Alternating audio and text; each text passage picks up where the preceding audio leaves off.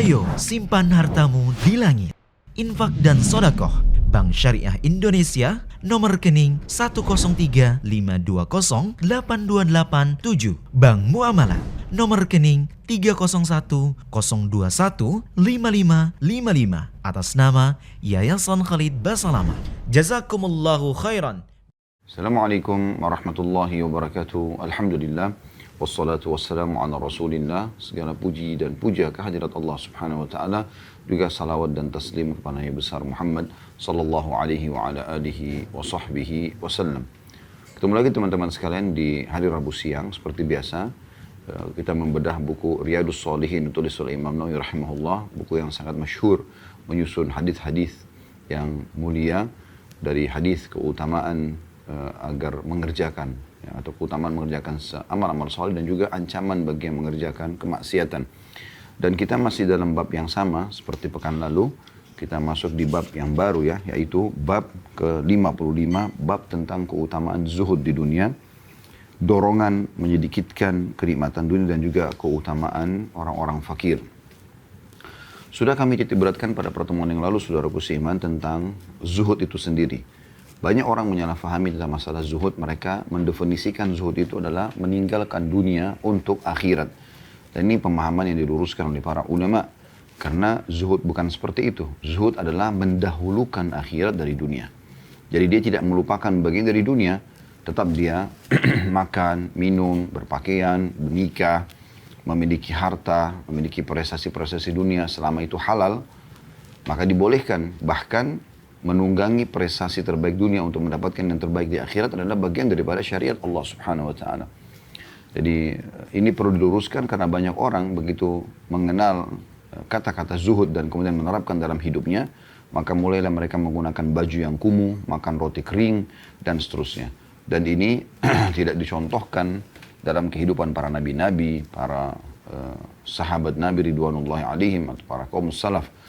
Mereka justru tetap tampak, ya, kelihatan seperti orang-orang yang segar, orang-orang yang sehat, orang-orang yang menggunakan atau terlihat bekas nikmat Allah pada diri mereka. Dan menjalankan sabda Nabi SAW, Inna Allah yuhibbu an yara athara ni'amihi ala abdi. Allah suka melihat bekas nikmatnya pada hambanya. Dan ini dicontohkan oleh Nabi SAW berapa kali disebutkan dalam riwayat beliau menggunakan baju yang sangat bagus sampai para sahabat terkagum-kagum.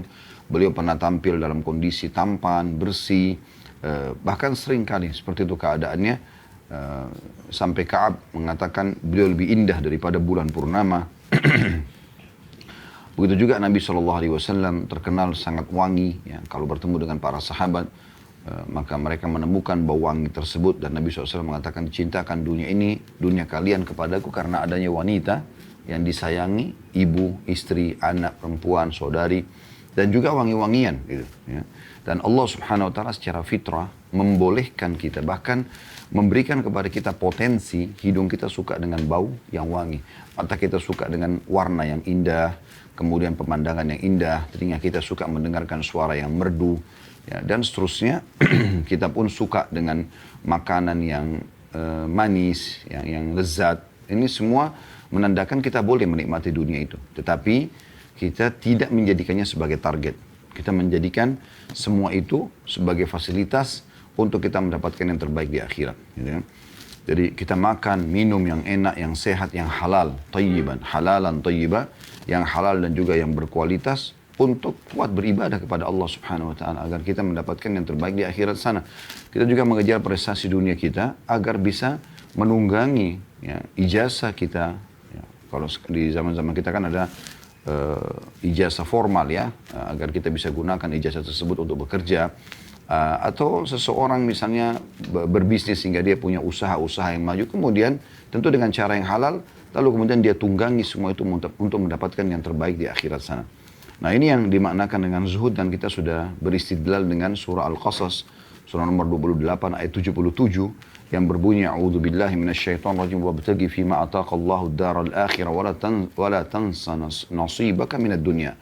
Kejarlah apa yang Allah janjikan untuk kalian di akhirat nanti, jangan lupakan bagian kalian dari dunia. Kita sudah membahas beberapa ayat Al-Qur'an yang menggambarkan tentang, ya, dunia ini hanya tempat sementara kita lalui. Kemudian juga kita juga telah membahas hadis-hadis Nabi alaihi salatu wassalam. Kita sudah membahas hadis nomor 461, 462, 463, dan 464. 4 buah hadis ini sudah kita bahas pada pertemuan yang lalu. Intinya sebenarnya hadis-hadis ini menggambarkan kepada kita bahwasanya ya, dunia tempat kita lalui dan tidak boleh menjadi target utama. Tapi bagaimana kita menunggangi dunia ini untuk mendapatkan yang terbaik di akhirat sana. Hadis yang terakhir kita bahas adalah hadis nomor 464. Saya ingatkan kembali yang berbunyi dari Anas radhiyallahu anhu bahwasanya Nabi Muhammad sallallahu alaihi wasallam bersabda, "Allahumma la 'aisha illa 'aishul akhirah." Ya Allah, sesungguhnya tidak ada kehidupan kecuali kehidupan akhirat. Hadis ini muttafaqun alaih. Ya. Jadi hadis ini, riwayat ini atau perkataan ini diucapkan Nabi SAW di lokasi Khandak untuk memotivasi para sahabat yang pada saat itu mereka bekerja keras untuk menggali parit agar bisa membendung pasukan Ahzab, jamak daripada Hizb.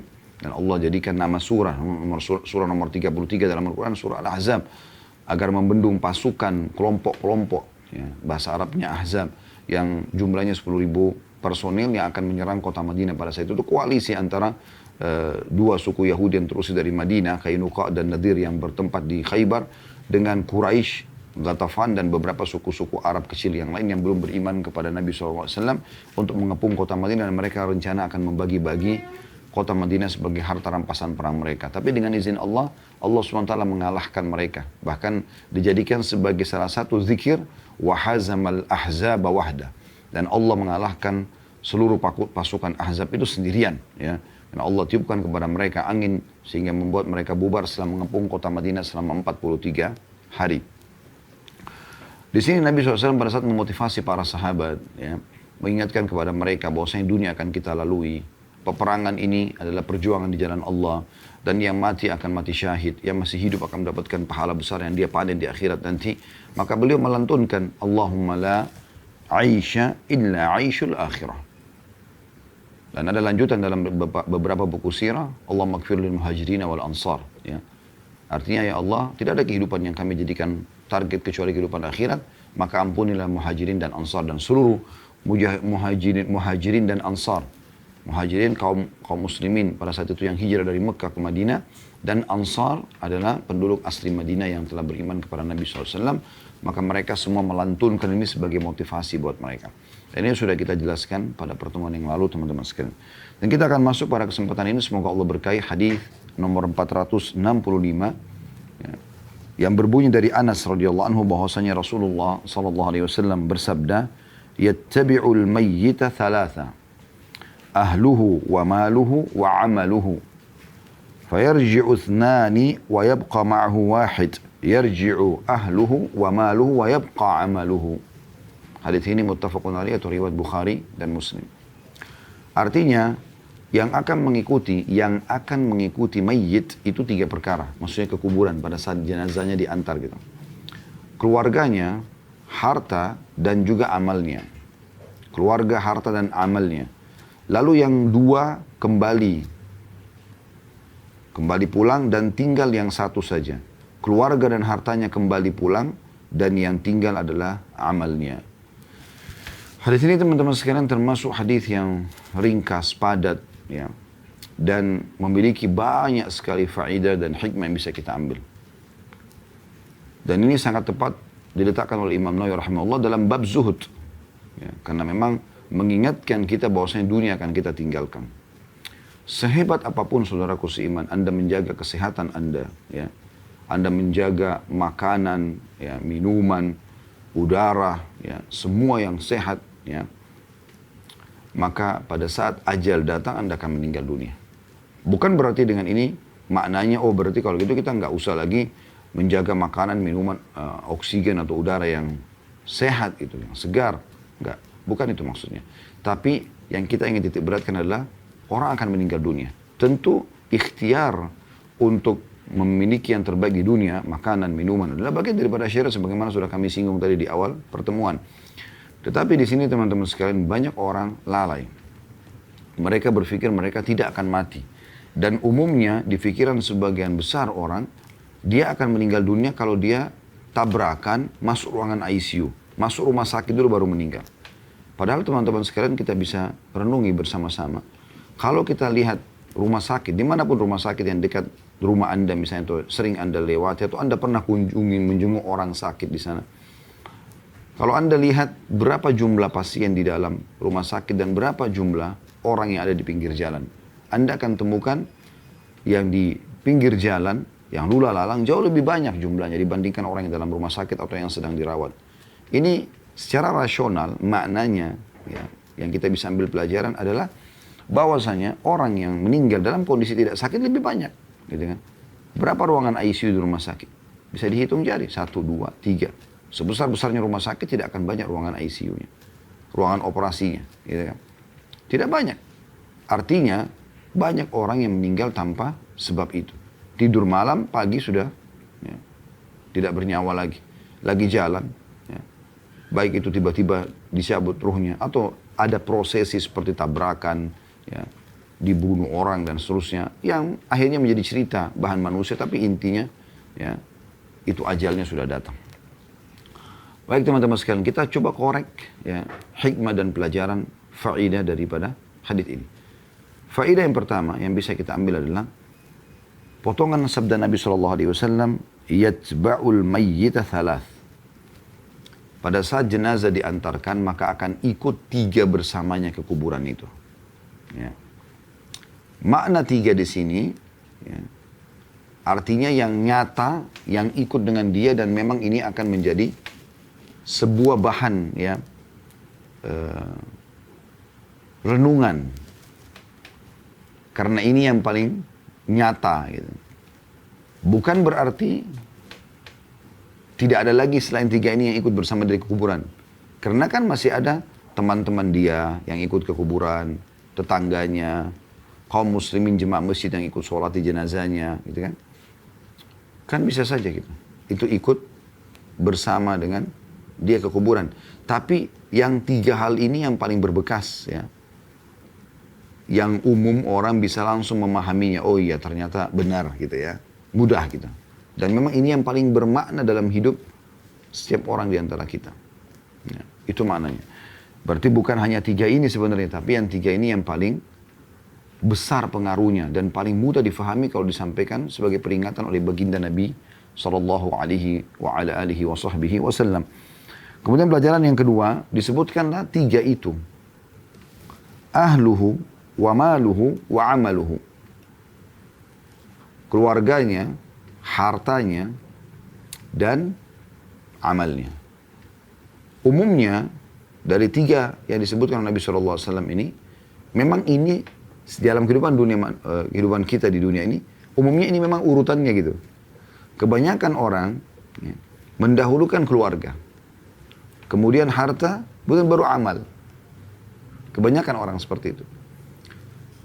Dia kalau sudah kepepet sekali, punya masalah-masalah yang berat misalnya, harta belum bisa atau tidak bisa bahkan menyelesaikan masalah itu, maka keluarga. Keluarga ini tempat dia bersandar. Dimulai dari istrinya, yang tempat dia berbagi, melampiaskan rasa cintanya, kebutuhan biologisnya, kasih sayang, manja, dan seterusnya. Kebutuhan dia internal di rumah supaya dia mulai beraktivitas lagi besok dengan semangat ya. Anak-anak yang akan menjadi penyejuk matanya dia, akan mengharumkan nama dia pada saat dia berhasil mendidiknya dengan baik. Kemudian orang tuanya, tempat dia minta agar didoakan, ya, saran-saran, nasihat dan segala macam. Kemudian kerabat-kerabat secara umum, ya, yang mungkin dia sering berinteraksi sama mereka gitu. Kemudian baru harta. Harta juga menjadi target ya, di antara manusia umumnya gitu ya. Dan ini tidak salah kalau orang memang memiliki harta, yang penting sumbernya halal. Karena di hari kiamat nanti kita akan ditanya dari mana datangnya harta tersebut dan kemana dikeluarkan. Kemudian baru amal. Nah, kebanyakan orang memang seperti ini urutannya. Makanya Nabi SAW sebutkan urutan ini. Ya. Walaupun sebenarnya di antara 3 ini yang paling penting adalah amal. Karena Nabi SAW sekarang sedang ingin menyampaikan sebuah nasihat, saran gitu. Ya. Yang kalian selalu cenderung dahulukan keluarga kalian, harta kalian, dan amal kalian, nanti akan ada dua yang kembali. Nah, ini urutannya, kurang lebih seperti itu. Ya. Makanya Nabi SAW mengingatkan, ya. Dan ini faedah yang ketiga yang bisa kita ambil. Faedah ketiga yaitu, فَيَرْجِعُ اثْنَانِ وَيَبْقَ مَعَهُ وَاحِدٌ يَرْجِعُ أَهْلُهُ وَمَالُهُ وَيَبْقَ عَمَلُهُ. Ini faedah terakhir dari hadis. Akan pulang dua, keluarganya dan hartanya. Yang selama ini dia dahulukan di dunia, ya, ini akan pulang. Secinta-cintanya seorang istri kepada suaminya, orang tua pada anak, anak pada orang tua, ya, maka mereka tidak akan menginap bersama si mayit di kuburan. Mustahil gitu. Pasti mereka hanya sekedar mengantar sampai ke kuburan, setelah itu mereka pulang. Istri kita, kalau seorang laki-laki meninggal, bisa menikah lagi sama laki-laki lain. Atau dia mengisi sisa umurnya dengan aktivitas dia umumnya. Dia sedih pada saat terjadi kematian tersebut. Tetapi kesedihan ini akan berlalu. Dia sedih misalnya di awal, dia menangis segala macam. Tapi terbukti dari sabda Nabi SAW memang ini hanya sebentar. Kenapa sebentar? Dia tidak akan tinggal di kuburan. Nggak ada dia ikut masuk ke liang lahat, nggak mungkin. Dia bisa mati tertimpa tanah. Atau dia tidur di situ, ya, di kuburan, nggak ada. Mereka pulang semua. Sedih iya, tapi tidak akan menemani si mayit. Tidak akan menemani si mayit. Demikian pula teman-teman sekalian hartanya. Mobil Ferrari, mobil Alphard, mobil apa saja yang mungkin bermerek, yang mungkin Anda lebih tahu dari kami tentang merek-merek dan harga-harga kendaraan yang mewah. Itu paling jauh bisa parkir di depan pagar kuburan. Tidak akan pernah bisa masuk ke dalam kuburan.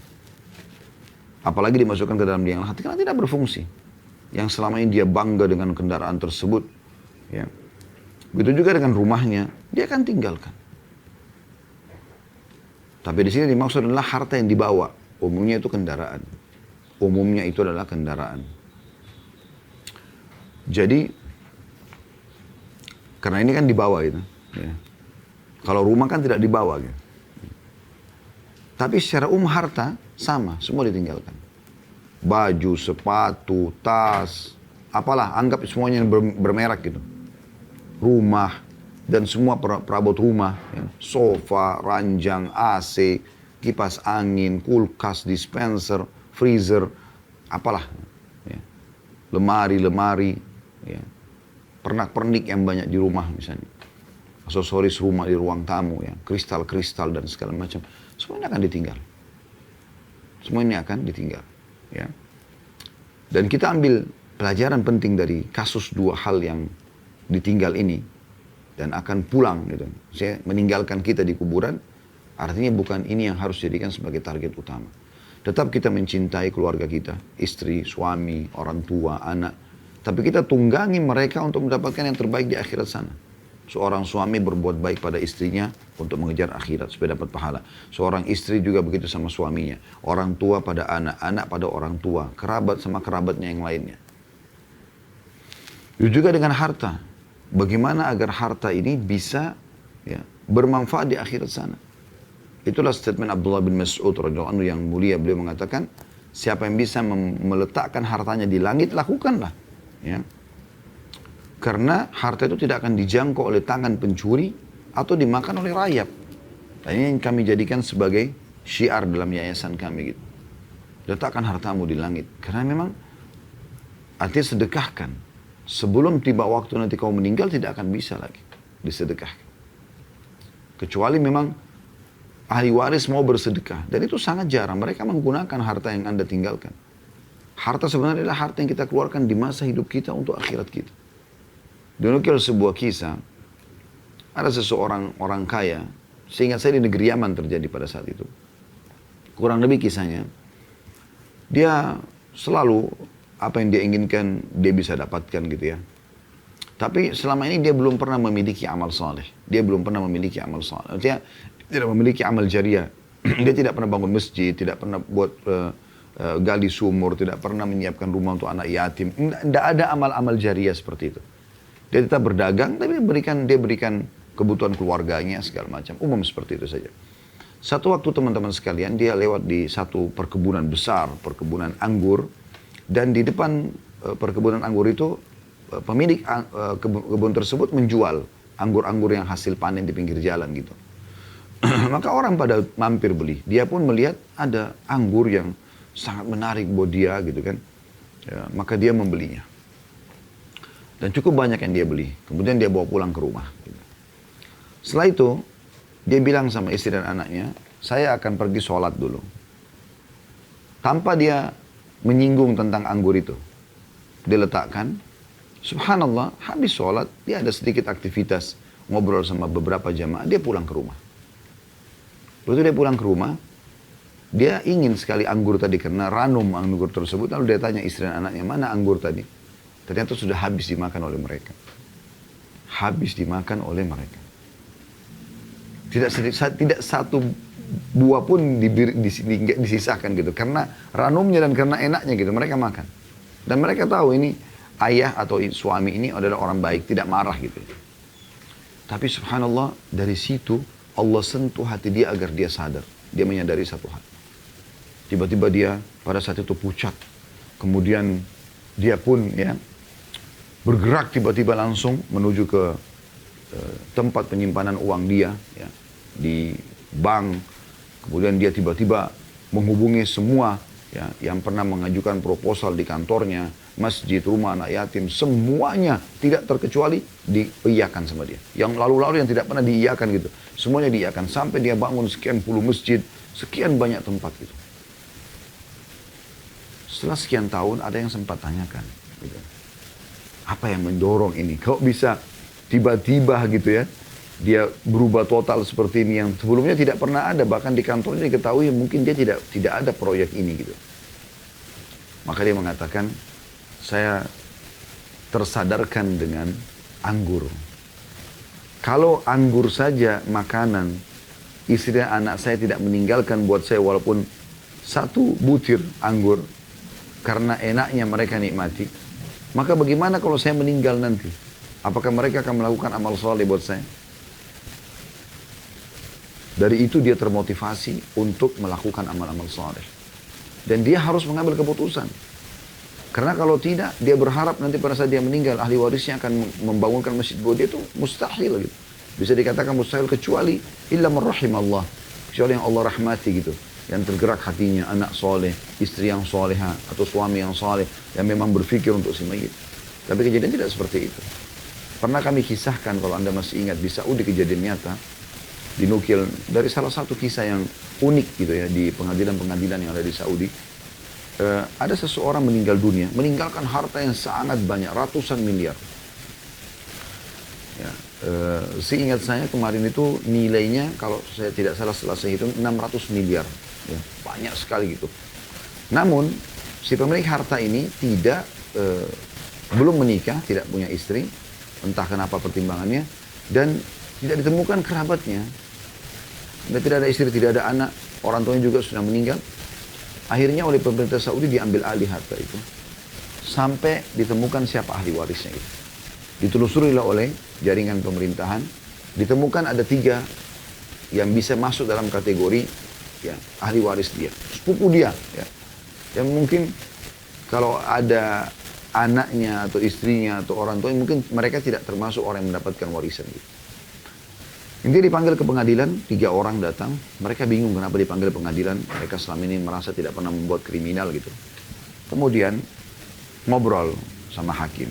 Baru hakim mengatakan, apakah kalian tahu si fulan, namanya si mayit. Mereka tidak tahu kalau ini sudah meninggal gitu. Maka kata mereka, iya kami kenal. Tapi dia tidak dekat sama kami sebagai kerabat gitu. Tidak pernah datang kalau kami undang. Dia juga tidak pernah mengundang kami ke rumahnya. Ya. Lalu kata hakim tersebut, si fulan ini sudah meninggal. Mereka semua terdiam. Mereka mau dengar, sebenarnya apa hubungannya gitu. Ada masalah apa mereka yang dipanggil gitu. Lalu kata hakim, dan dia meninggalkan harta yang sangat banyak. Kami tidak temukan ada ahli waris yang layak untuk menerima, ya, kecuali Anda bertiga ini.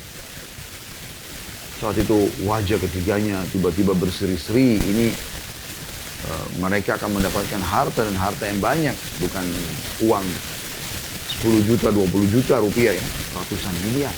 Tiba-tiba jadi kaya raya gitu. Mereka pun mengiyakan untuk menerima, lalu hakim menyiapkan semua surat-surat dokumennya, mereka tanda tanganin.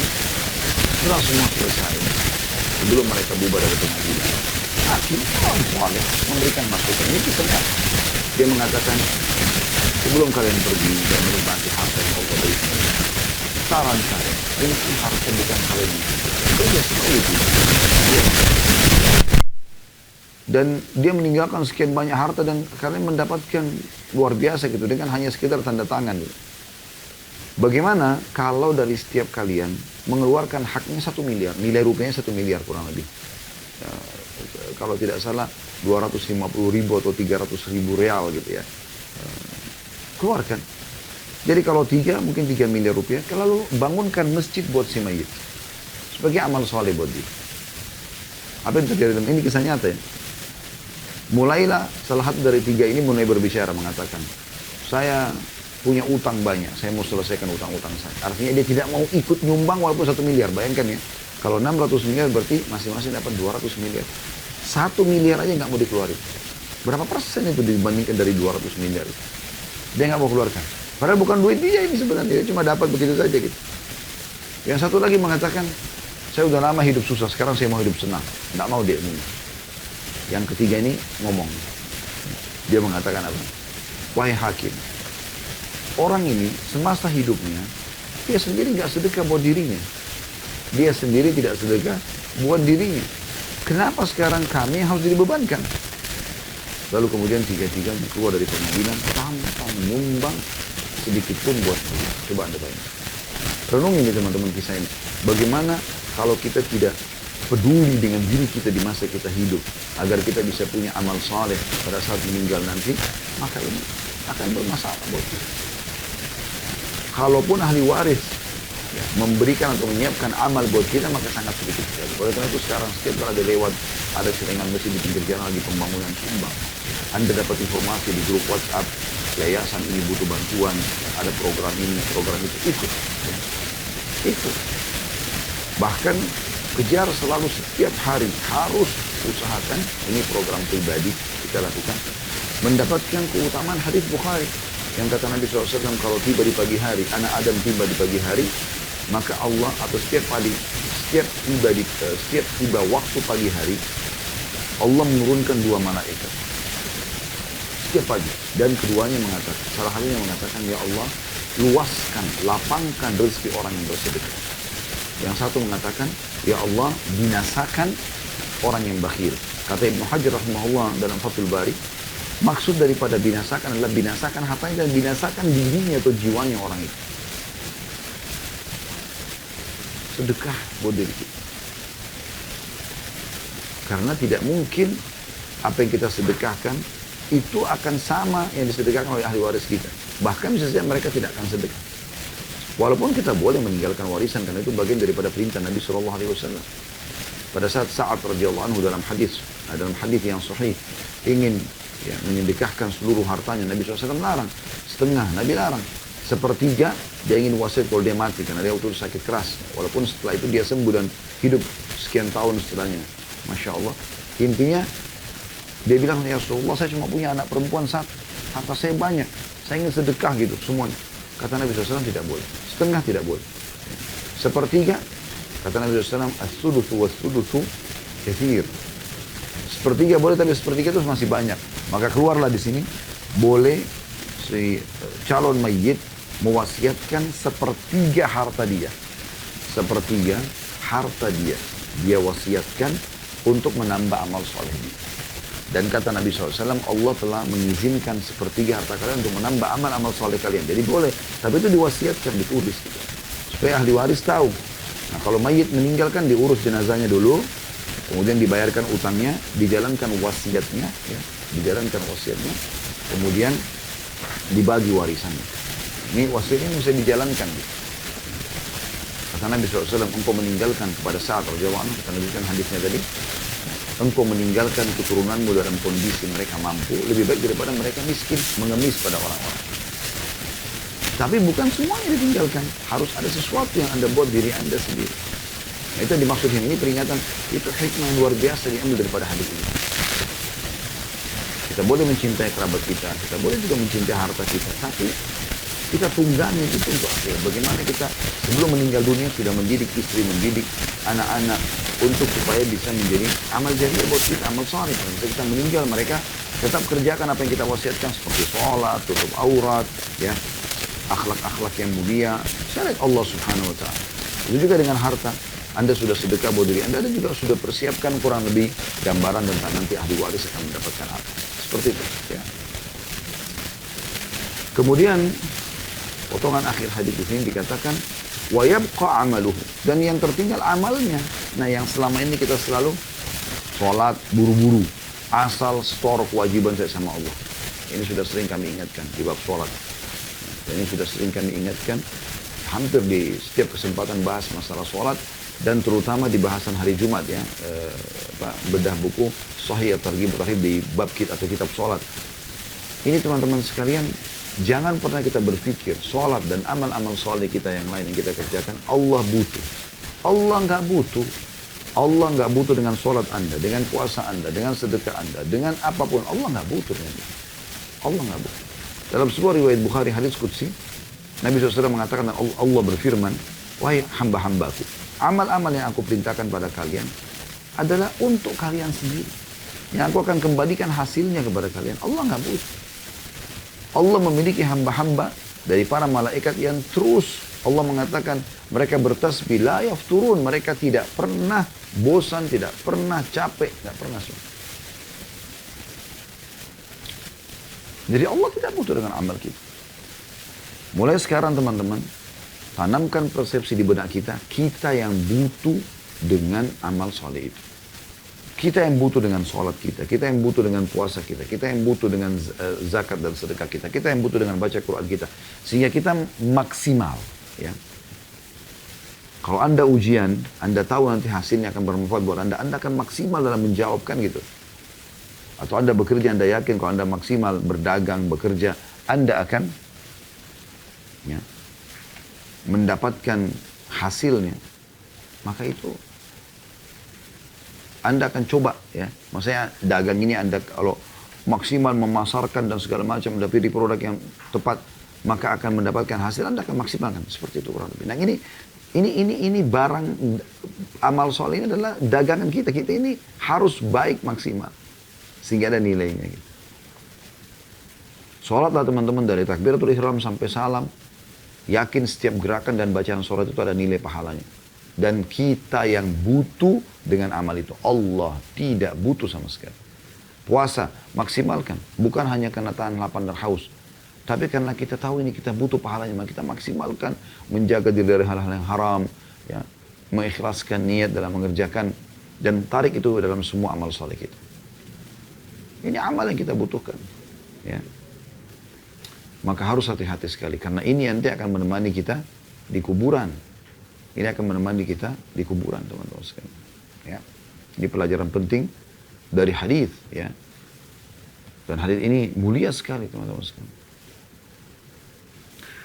Selanjutnya adalah hadis nomor 466. Berbunyi dari Anas radhiyallahu anhu, masih dari sahabat yang sama. Beliau berkata, Rasulullah sallallahu alaihi wasallam bersabda, "Yu'ta bi an'ami ahli dunya min ahli an-nari yawmal qiyamah."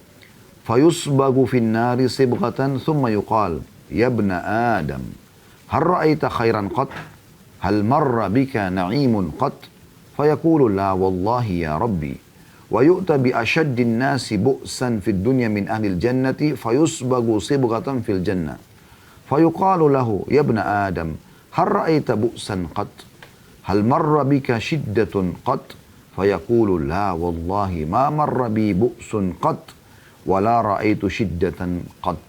Hadis ini diriwayatkan oleh Imam Muslim. Hadis ini teman-teman sekalian mulia sekali, dengar baik-baik terjemahnya dan kita akan syarah nanti atau kita akan jelaskan insya Allah. Kata Nabi SAW, orang yang paling nikmat hidupnya di dunia dari penghuni neraka akan dihadirkan pada hari kiamat. Lalu dia dicelup di neraka dengan sekali celupan, kemudian ditanya, dimasukkan, dikeluarkan langsung. Wahai anak Adam, apakah kamu pernah melihat kebaikan? Apakah kamu pernah merasakan kenikmatan? Maka dia menjawab, tidak pernah demi Allah wahai Tuhanku.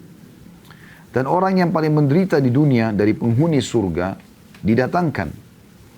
Lalu dia dicelupkan dengan sekali celupan ke dalam surga atau di dalam surga. Kemudian dia ditanya, wahai anak Adam, pernahkah kamu melihat satu penderitaan? Pernahkah kamu merasakan kesulitan? Maka dia menjawab, tidak demi Allah, aku tidak pernah merasakan penderitaan sedikit pun dan aku tidak pernah melihat kesusahan sedikit pun. Hadits ini teman-teman sekalian mengingatkan kepada kita tentang pentingnya setiap muslim peduli terhadap akhiratnya. Dan bagaimana apa yang Allah subhanahu wa ta'ala janjikan di akhirat sana jauh lebih baik.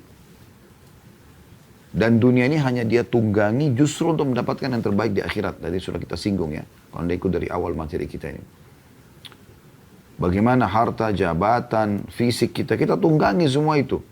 Umur yang Allah berikan, kesehatan, ini untuk mendapatkan yang terbaik di akhir sana. Kita gunakan di atas ketaatan kepada Allah subhanahu wa ta'ala.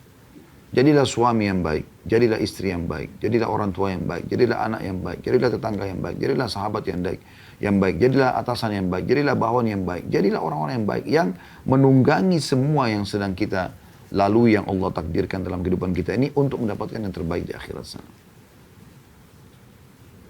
Bahkan Islam datang teman-teman sekalian memberikan kepada kita sebuah tiket VIP yang semua kita bisa dapatkan itu. Semua kita bisa dapatkan. Apa itu? Niat. Niat. Ini luar biasa. Kalau anda renungi ya, saya coba renungi.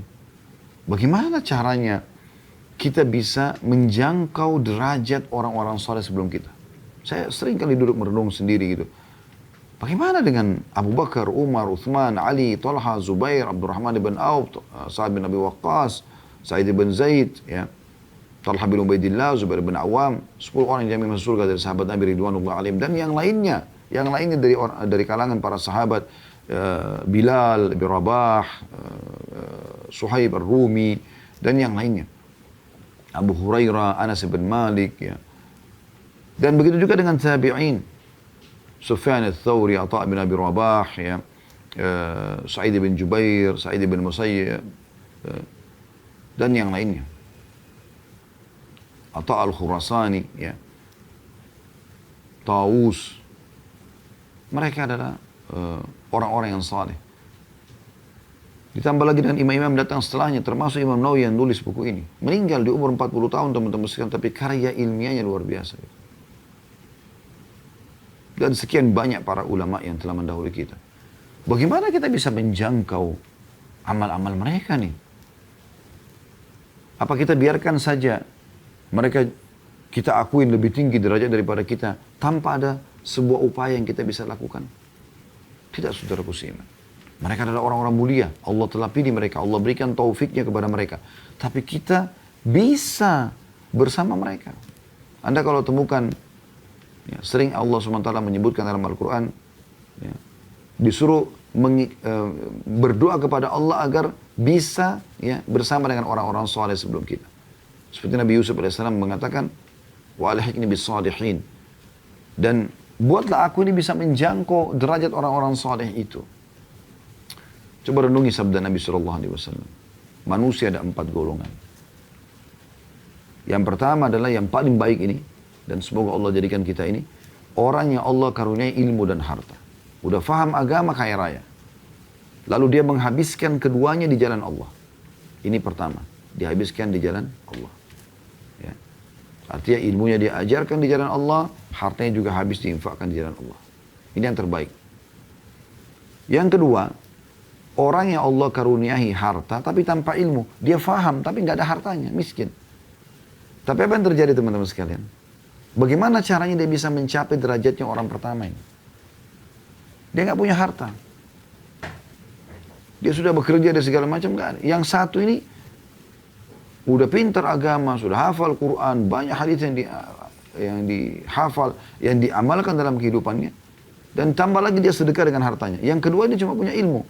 Anggaplah sama ilmunya dengan kelompok yang pertama atau orang yang pertama ini. Tapi dia nggak punya harta. Yang pertama bangun masjid, rumah anak yatim, umrohin, hajiin orang, infak untuk jihad dan seterusnya. Yang kedua cuma bisa ngelihat. Bagaimana caranya dia bisa mencapai derajat orang ini? Ini yang saya bilang tiket VIP. Caranya adalah dia niatkan. Kata Nabi SAW, yang kedua adalah Allah karuniai ilmu tanpa harta. Namun dia berkata, ya Allah, dia niatkan dan dia berazam sama Tuhan, ya Allah, kalau seandainya engkau memberikan kepadaku seperti yang engkau berikan kelompok yang pertama tadi, orang yang dapat harta, ilmu dan harta itu, maka aku akan mengamalkan sama dengan dia. Tapi betul-betul tulus dari hatinya, memang betul-betul dia mau amalkan. Sekarang memang dia tidak punya harta, kalau Allah berikan dia akan lakukan. Apa kata Nabi SAW? Fahuma fi ajri sawa. Maka mereka berdua sama pahalanya. Coba, berarti kan ada celah di mana kita bisa mengejar mereka ini. Ada celahnya untuk meninggikan derajat kita di surga, walaupun amal kita tidak sama dengan amal-amal orang-orang sebelum kita. Mungkin karena kekurangan dan keterbatasan. Golongan yang ketiga, ini buruk sebenarnya.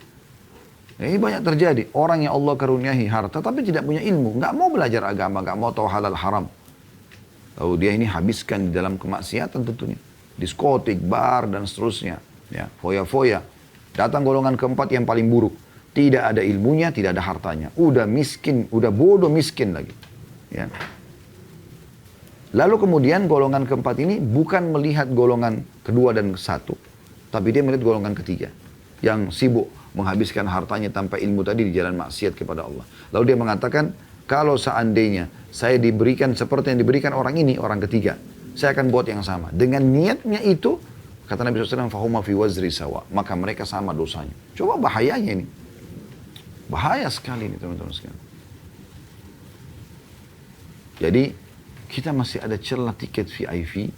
Kalau Anda maksimalkan, ini Anda akan mendapatkan luar biasa ini. Dan kata Nabi SAW, man hamma bihasanatin walam ya'malha, siapa yang niat untuk mengamalkan satu amal soleh dan dia tidak sempat mengerjakannya, kutiba lahu hasanatun kamilah. Dicatatkan baginya satu pahala lengkap. Niatkan dulu. Niat sholat malam, niat jihad, niat haji, niat. Dia tidak sempat kerjakan, dicatatkan satu pahala lengkap. Fa'in amilaha, kalau dia kerjakan apa yang dia niatkan, dia bangun tengah malam, dia sholat malam betul, ada kesempatan jihad, dia jihad, ada kesempatan haji, dia haji, kesempatan sedekah, dia sedekah, terus. Kutiba lahu asyru adha'afiha ila sab'ami'a di'fin. Dicatatkan baginya 10 kali lipat pahala sampai 700 kali lipat, tergantung kadar keikhlasannya. Waman hamma bisayyi'atin, dan sebaliknya siapa yang niat untuk mengerjakan satu dosa, ya, walam ya'malha, dan dia tidak jadi kerjakan, kutiba lahu hasanatun kamil. Diberikan untuknya satu pahala. Jadi kalau orang niat dosa, tapi dia batalkan karena Allah. Bukan karena halangan duniawi, bukan karena banjir, bukan karena tidak ada kesempatan, tidak. Dia betul-betul tinggalkan karena Allah, dia catatkan baginya satu pahala. Fa'in amilah, dan kalau dia kerjakan dosa yang dia niatkan, kutiba lahu sayyi'atun wahidah. Dicatatkan baginya satu dosa saja. Ini tiket VIP, teman-teman sekalian. Niatkan agar Anda bisa bersama dengan orang-orang saleh itu. Niatkan. Saya kadang-kadang menyampaikan, ya Allah, telah pergi hamba-hambamu ini. Ahli zikir, ahli doa, ahli jihad. Para sahabat Nabi ridwanullahi alaihim. Ke derajat tertinggi dunia dan akhirat. Maka alhiqni bihim, alhiqni bisalihim birahmatika. Jangkaukan aku ke derajat mereka dengan rahmatmu, dengan rahmat Allah. Karena kita siapa? Kita nggak bakal mampu. Tapi itu hal yang penting, teman-teman sekalian. Kesempatan kita untuk mendapat derajat terbaik di akhirat adalah sekarang di dunia ini. Kita kembali kepada hadis kita. Faedah yang pertama yang bisa kita ambil dari hadis adalah potongan hadis Nabi SAW, yu'ta bi an'ami ahli dunya min ahli nari yawmal qiyamah. Fayusbagu fin nari sibghatan thumma yuqalu ya ibna Adam hal ra'aita khairan qat? Hal marra bika na'imun qat? Fayaqulu la wallahi ya Rabbi. Ini faedah pertama dari hadis. Artinya akan didatangkan orang yang paling besar nikmatnya di dunia. Anggap dia lahir di istana sebagai anak raja. Dari kecil sudah status sosialnya, ekonominya semuanya baik. Ya. Tapi dia ahli neraka, orang kafir. Didatangkan hari kiamat. Selama di dunia, kalau zaman kita sekarang istana, mobil, segala macam merek-merek terkenal dia bisa beli, dia bisa milikin. Ya. Kalaupun berobat dokter, maka dokter yang terbaik, termahal. Didatangkan pada hari kiamat nanti. Karena dia meninggal dalam keadaan kafir. Lalu dicelupkan, kata Nabi SAW, satu celupan ke neraka. Lalu dikeluarkan. Sekali saja, berapa detik aja, lalu dikeluarkan. Kemudian akan ditanyakan kepada dia oleh Allah Azza wa Jalla, apakah kamu pernah lihat kebaikan selama ini? Pernah nggak kamu melihat pemandangan indah, rumah yang istana yang bagus, makanan, kamu pernah rasakan makanan yang enak? Pernah nggak kamu merasakan nikmat? Ya. Apa kata dia? Di sini diceritakan, dia mengatakan tidak, demi Allah wahai Tuhanku. Di sini bukan dia bohong teman-teman sekalian, bukan dia mengatakan, oh tidak demi Allah, apa namanya, saya tidak pernah lihat. Sebenarnya dia tahu, dia pernah rasakan, tapi semua itu hilang seketika dengan satu celupan di neraka. Berarti Anda bisa bayangkan bagaimana dahsyatnya neraka yang selama ini dianggap remeh oleh sebagian orang.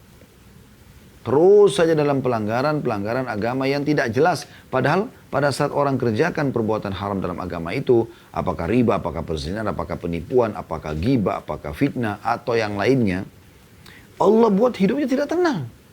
Supaya dia taubat. Tapi ada orang tidak mau tahu. Terus saja dalam kemaksiatan sampai akhirnya Allah hukum. Gitu. Dan berat kalau sudah dibawa ke akhirat. Selesaikan di dunia. Jangan bawa ke akhirat. Bahaya sekali. Karena di sana tidak ada lagi kesempatan untuk memperbaiki atau kembali. Nggak ada lagi. Nggak mungkin gitu. Maka ini pelajaran penting teman-teman sekalian. Bahwasanya neraka itu menghilangkan semua nikmat dunia. Dengan satu celupan. Bagaimana dengan orang yang khalidina fiha. Kekal di dalamnya. Ya, orang-orang kafir, orang munafik, orang musyrik. Atau usatul mu'minin, orang mukmin yang bermaksiat tapi dia lebih banyak dosanya, jadi masuk neraka dulu. Ini aja juga berat, misalnya cuma sehari. Di sini digambarkan satu celupan, hitungan detik dikeluarkan, hilang semua yang dia pernah rasakan dari nikmat dunia. Coba bayangkan. Jangan main-main soal ini teman-teman sekalian, jangan main-main. Allah telah memudahkan saya untuk mengingatkan diri saya di kesempatan ini dan juga teman-teman diingatkan, baik yang secara langsung ataupun ada yang akan mendengarkan nanti siaran ulangnya. Allah sampaikan kepada kita teman-teman sekalian agar kita engah. Ini bentuk kasih sayang Allah kepada kita. Hati-hati. Ya. Penyesalan nanti di akhir. Sebelum tiba itu, Allah masih kasih kesempatan kuping kita mendengar sekarang, hati nurani kita masih bisa merenungi, mencerna. Ya. Maka ambil pelajaran. Sebaliknya, ini pelajaran yang kedua dari hadis. Tadi itu tentang dahsyatnya neraka ya. Sekarang tentang dahsyatnya surga itu sendiri. Nikmat yang Allah siapkan. Kata Nabi SAW, wa yu'ta bi asyaddin nasi bu'san fid dunya min ahlil jannah. Dan akan didatangkan pada hari kiamat nanti, penduduk dunia yang paling susah hidupnya. Min ahlil jannah, tapi dari penghuni surga. Fayusbagu sibqatan fil jannah. Kemudian dia dicelupkan satu celupan ke surga. Orang yang paling susah hidupnya, lahir dari keluarga miskin, nggak punya rumah, tinggal di emperan jalan, di sebelah danau, sebelah kali, sungai, nggak ada rumahnya, bajunya nggak ada, cuma baju itu satu di badan. Orang tuanya susah, atau anggap bahkan sampai pada tingkat orang tuanya pun sudah meninggal dalam kondisi dia kecil, pindah sana sini, nggak jelas hidupnya dari kecil. Tapi dari ahli surga, Allah berikan dia taufik. Dia bisa belajar agama, hanya dia jadi faham agama itu. Ya. Waktu sholat, dia sholat. Kemudian seterusnya, dia beramal soleh lah. Dia tinggalkan kemaksiatan. Tapi dia susah hidupnya. Apa yang terjadi? Dia akan didatangkan hari kiamat, fayusbagu sibghatan fil jannah, dicelupkan satu celupan di surga. Lalu diangkat. Selama hidupnya di dunia ini, puluhan tahun, makan susah, ya, pakaian susah, semua susah. Bahkan tidak punya tempat tinggal, kena hujan, basah kuyup, dan seterusnya. Gak punya nama di masyarakat, gak dipandang oleh orang. Fayuqalu lahu ya bna Adam, lalu dikatakan kepada dia oleh Allah Azza wa Jalla, wahai anak Adam, hal ra'aita bu'san qad? Kau pernah lihat kesulitan gak selama ini? Wahal marra bika syiddatun qad? Pernah gak kau alami sekali aja kesulitan? Pada orang ini selama hidupnya susah. Gitu. Asyaddu bu'san dalam hadis dikatakan. Asyaddun nasi bu'san. Orang yang paling berat hidupnya, paling susah gitu. Ditanya, pernah gak lewat dalam hidupmu kesusahan? Dengan satu celupan di dunia. Satu celupan di surga. Gitu. Dia mengatakan, la, ya. Dia mengatakan, fayaqulu la wallahi ma marra bi bu'sun qattun wala ra'aitu shiddatan qatt. Tidak demi Allah. Tidak pernah terlintas kesulitan, tidak pernah aku lihat kesulitan dan tidak pernah aku rasakan kesulitan dan tidak pernah aku lihat kesulitan itu. Apa maksudnya? Beratnya kehidupan di dunia ini akan hilang semua teman-teman sekalian hanya dengan satu celupan di surga. Ini luar biasa keutamanya. Luar biasa. Ya. Dan ini subhanallah di depan mata kita bisa lihat ya. Nyata kita bisa lihat teman-teman sekalian. Saya berapa kali atau sering, mungkin Anda juga bisa lakukan itu. Kalau pas azan, kayak waktu duhur tadi misalnya Anda lagi di jalan, Anda mampir coba sholat di masjid. Coba Anda lihat siapa yang sholat di masjid itu. Kalau orang-orang yang mampir, tukang bakso, gorengan, ya. Orang-orang yang susah mungkin di masyarakat tidak dipandang gitu.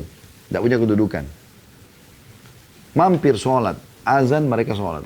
Bahkan subhanallah sarungnya, kopiahnya ditaruh di gerobaknya gitu. Dikeluarkan. Saya pernah lihat itu. Masya Allah gitu ya. Dia peduli benar dengan sholatnya itu. Padahal dia butuh untuk menghidupi diri dia. Tapi dia sholat dulu. Habis itu baru dia dagang lagi. Sementara orang yang pakai mobil-mobil mewah. Semuanya lula lalang depan masjid. Tidak ada yang mampir sholat. Depan mata kita bisa lihat. Mereka susah hidup di dunia, tapi nanti amal-amal mereka ini akan bermanfaat buat mereka. Ini pelajaran penting yang bisa kita ambil dari hadis kita dan insya Allah kita akan lanjutkan pertemuan akan datang nanti dengan hadis nomor 467 biidznillah ta'ala masih berhubungan dengan masalah zuhud.